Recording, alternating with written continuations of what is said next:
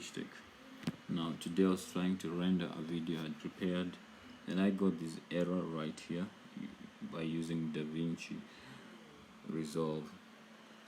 Now when you click on the error, you get rendering error dialog box. It shows you the particular clip which has the error, and I was perplexed because I've never found this error. So I picked the particular clip and played it.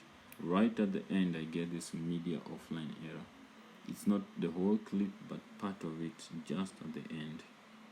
Using your forward and back arrows on the keyboard, you can move throughout the area of the error. That's where it is, and it says media offline. Now most tutorials on YouTube recommend that you do this. You select the particular clip with the error. So from your clips you go to the particular error, a particular clip, select it, and then right click on it. In my case, when I right click on the particular clip, I get this dialog box or this drop down menu, and they recommend that you click relink selected clips, and this takes you to your folders menu where you can select your clip again. But in my case it's part of the clip, so it doesn't give me the option of selecting the clip again. So the only option I had was to think afresh, if that's an option. Now I closed up that because it wasn't helping me, and I moved back to my clip. I realized that it's only a portion of the clip with the error, only a portion at the very end. So using Control B, Control Blade in DaVinci Code, I cut off the area with the error.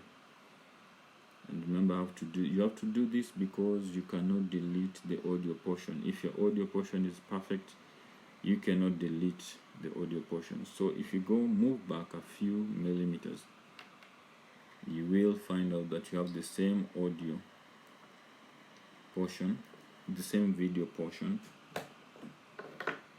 at the back there, so you can also cut at that point. The main aim is to paste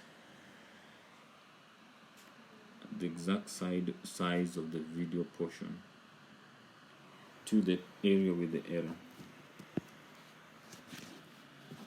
and this is what we are doing here. You can use the forward and back keys. So I cut the portion, deleted the area with the error, and now I dragged and pasted of course I copied and pasted in the wrong place, but now I've already dragged it, the area of the video which I want to amend, and now my entire video clip has no error.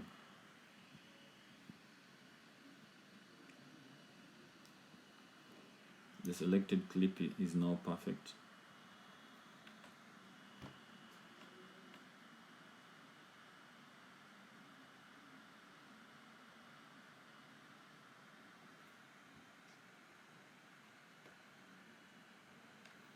You can use your forward and back arrows, then save the project.